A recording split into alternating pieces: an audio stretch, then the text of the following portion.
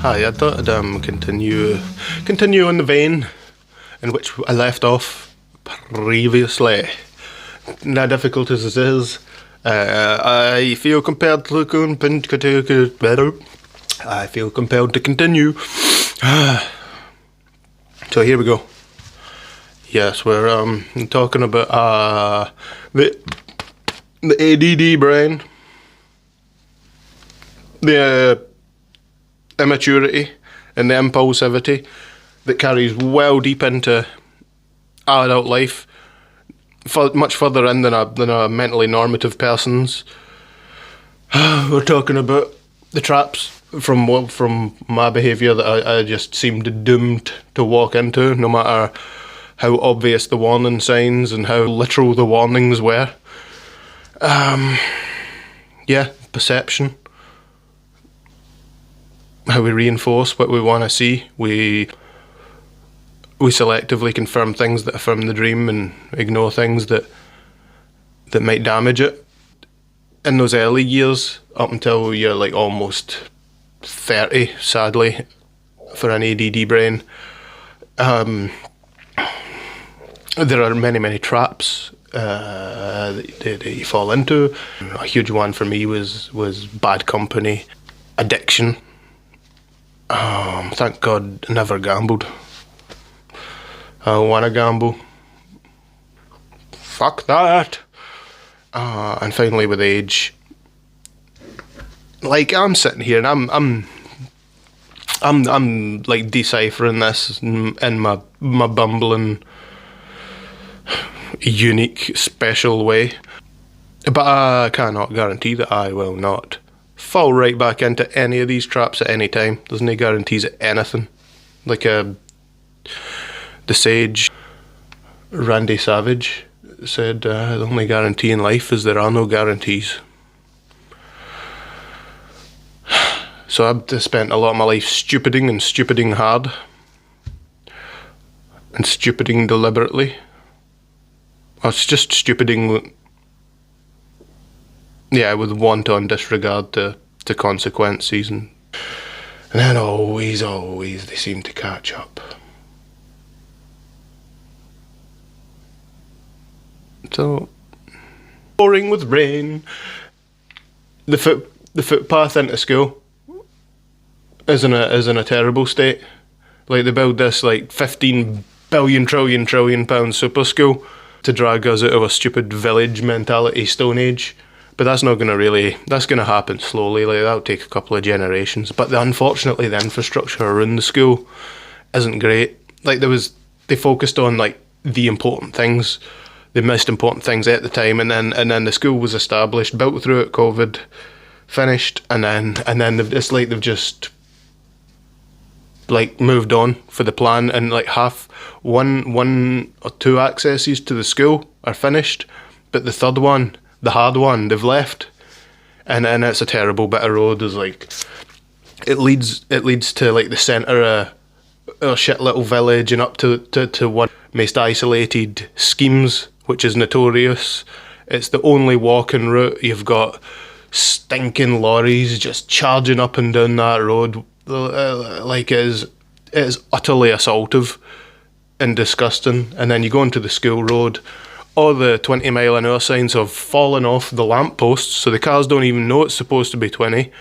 The pavement is just so dangerously narrow. And then to cap it all off, every time it rains, the drains block on the narrowest, worst bend of that road that these poor young families have to walk along. They have to, because they've got no alternative to. The cars just speed along. The speed bumps are completely inadequate, and then it floods. And then on this the horriblest, narrowest, most thinnest bit of pavement is where the flood happens. Because I was looking on, I'm like, this is not right. Like, I have enough trouble on this bloody road, and now the pedestrians, I'm on a bike, and now the pedestrians can't even get along the road safely. Like, I know I take a risk on the bike. Like, it's just a hack. You have to use the pavements where it's safe, use the road where it's safe. It's a dismal infrastructure that they have here. Just on this side of the school, just to the side of the school that they clearly are given the impression that they care least about. Having seen folk getting soaked, little kids queuing up at one side of this puddle to wait on all the traffic going by so they can run past the puddle. And I went into the office and I'm like, look, the kids are, she's like, we're the school. And I'm like, yes, what did I do? And then she's like, the council. I'm like, and then she's like, I'm phoning them now. And then she's like, right, I'll phone them too. And then it'll have a bit of weight. And I'm like, I said, look, it'll have more weight coming for you because they've probably got my number flagged because yeah, I had an episode. So I'm probably on the idiot list. So yeah, I asked the reception to make the complaint along with me. And then as an aside, I was like, oh, and all the 20 mile an hour limit signs have fallen off the bloody lamppost and nobody knows it's 20 along there, and then you get the flooded puddle and all the kids getting soaked. I see they've got traffic, like those traffic monitoring strips all over the place and everything. So I feel like something's happened. And I don't know, I don't want to attribute it to me. Maybe it was going to happen anyway. Like, I did get letters saying that for the because I took it all the way up the chain. I was spitting mad. Nearly get killed by a lorry on the bike. And I nearly died because that's a rigid body wagon and a huge fully loaded Final Destination logging lorry were racing down the hill, nose to tail.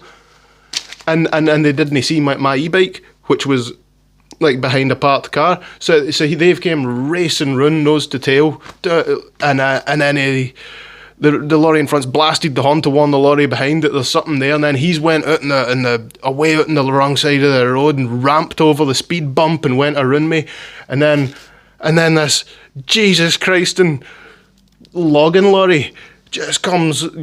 And it's hitting the emergency brakes, and thank God those logs were cinched in tight, and his load didn't shift. Like I give credit where it's due. The brakes held, the load didn't shift, and I nearly died because he went onto the wrong side of the road. There's a car coming up the road, and there's a traffic island. So he's still laying on the brakes, trying to get his speed down to 30. I don't know. I shudder to think they probably raced all the way in for like 20 miles off that road. It's just got to my village, and it's just another obstacle, and they've just raced through it like they own it, and nearly killed me. So then I went to war. With all the lorries, all the traffic, the road system. Like, I wrote an essay about how it was discriminatory, how they've just abandoned half the project now that they've got like the most essential things done. They've just like shat on our side of the school access. Yeah. So I complained about a puddle, and then today the school patrol officer asked us, like, he stops us on the e-bike and he's like, "Hey, what's going on? Like you to stop bringing that bike in this way." And I'm like, I don't know. It felt targeted, but I'm sure it wasn't. But then it makes me suspicious. Like you see other parents kind of looking at you, and you're like, they're the same age as me roughly. Do they know about my history? I mean, they're staring at me. Is it like I can't even read people? Are they staring at me out of fear, out of malice, out of friendliness? Like, they're obviously not scared to like look at me. So and it feels like I'm used to getting stared at because I look this way. But then I'm like, is it? Is it malice behind the stairs? Like, I have had run-ins with vehicles. If you stop to think and wonder, you end up getting paranoid, getting locked in a worrying about things you can't control, like my behaviour in the past, like my current behaviour. It could be perceived as being ignorant because I ride one of the fat tyre e-bikes, which is perfectly legal. Like, I'm not going to spend £1,000 on an e-bike and not know the laws around my e-bike use. Like I keep the speed below 8 miles an hour on the pavements. It's limited to 16 mile an hour on the roads. Yeah, like somebody just said casually, like I think they were being friendly, just chit chatting, like just talking shite, and somebody's like, "Oh, I hate getting stuck behind you on that stretch of road running up to the school." And I'm thinking to myself, well, the speed limit's 20, and my bike does 16, and I stick in at the side, and it's a school zone, and I'm literally on that stretch of road for 70 seconds.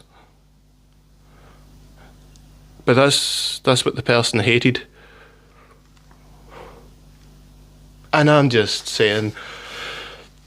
Right, so the police officer pulled me over, and he's like, well, perception's everything. Like, we're trying to clear up this side of the school, make it less stinking, get the teenagers under control, have less wafts of marijuana around the bike stands, possibly at 8:30 in the morning.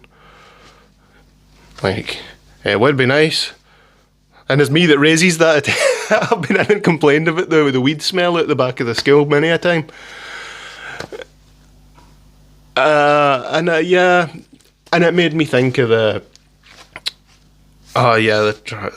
so we're not really on the subject of yesterday at all. I'm talking about what's tickled me today. And you know, I talk about the symbology and the third eye. Use the third eye.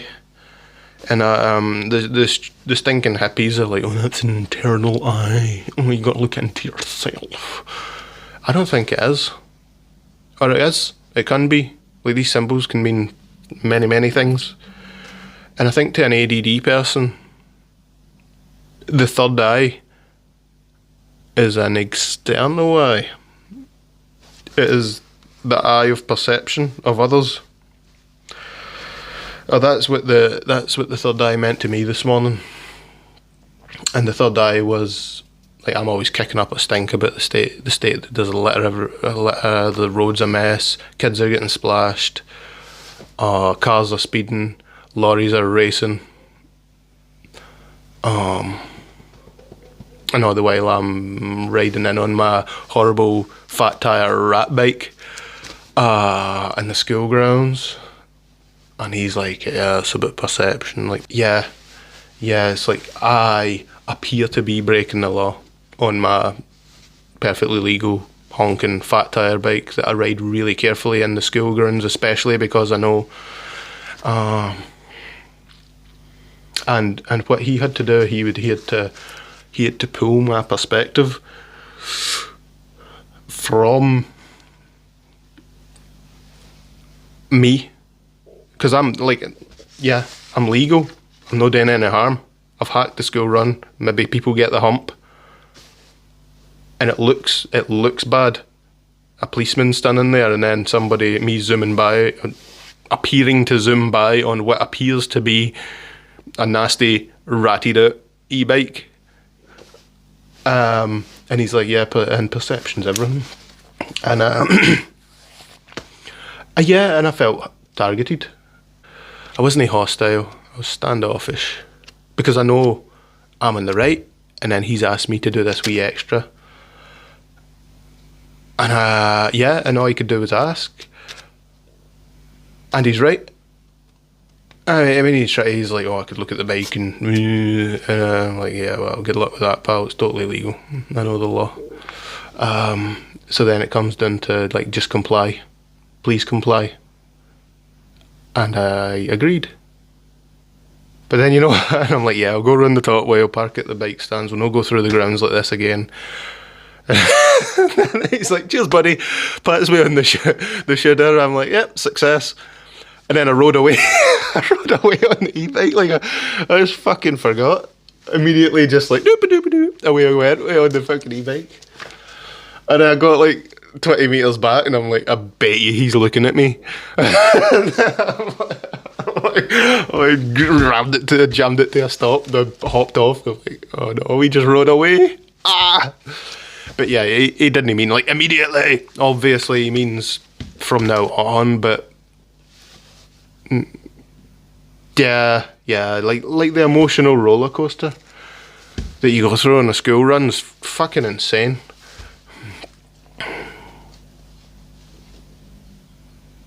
And I can't switch it off. I got a frame of reference of one. Me. And it's real hard to step out of that frame of reference. Like we get locked in it. See it all the time. Get locked in with behaviours. And then and that the policeman's plight, chatted to us, success. I did a stupid thing immediately. I did the thing immediately. I rode away immediately after. That's alright. That's alright. Did the chases and rugby tackle me to the ground.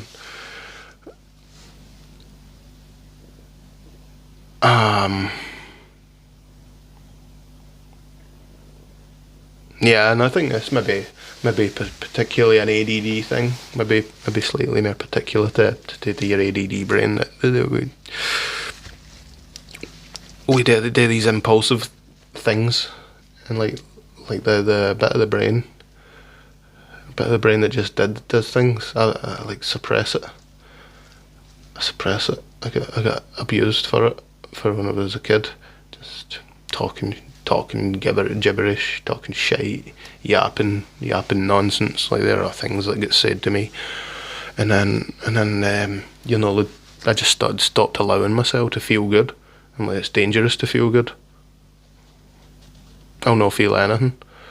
And then maybe part of my addictive behaviours like incline me towards trying to suppress that good feeling. Like to feel good, feeling good's bad. Like you're a sinner. You're a sinner. You can be the fallen man, and then you're just talking pish.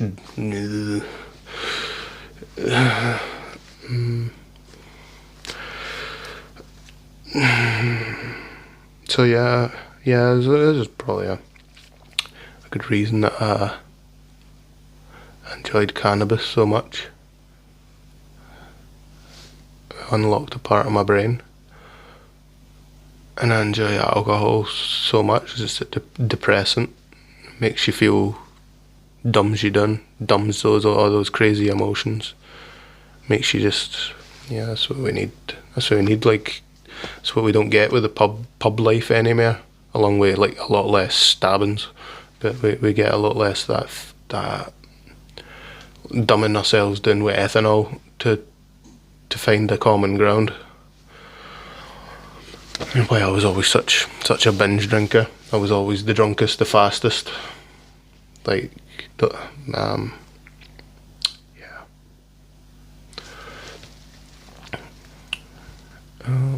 But on this Prozac, it allows me to feel better.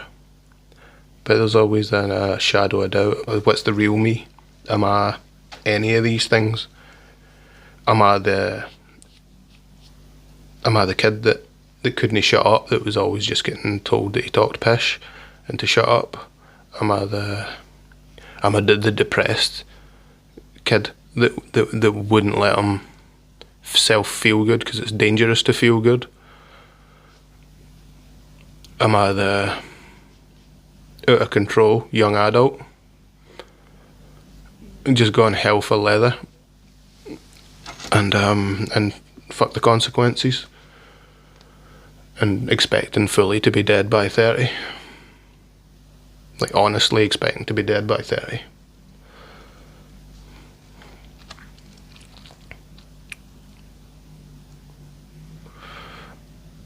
Or am I this Prozac version of me?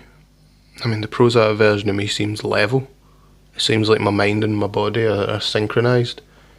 But then plagued by doubts, because just a wee, just my wee run-in with the policeman there, and that he pulled my perception out of me and put it into like other people. It's something that I'm very, yeah, it's a blind spot of mine. It's an inability. And he placed it in the eyes of other people, and I saw it, and I could not help but agree with him. Like, let's do the right thing. Let's work together. Yeah. So just with the little kicking off that I did about the splashy puddle and the state of the traffic out there, and then the Mr. Policeman has a wee chat with me.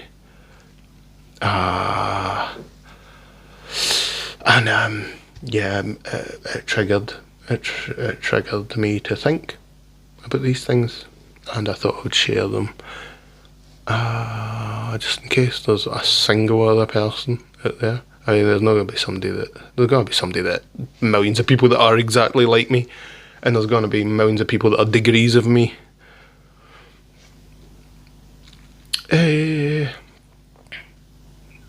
So there we go.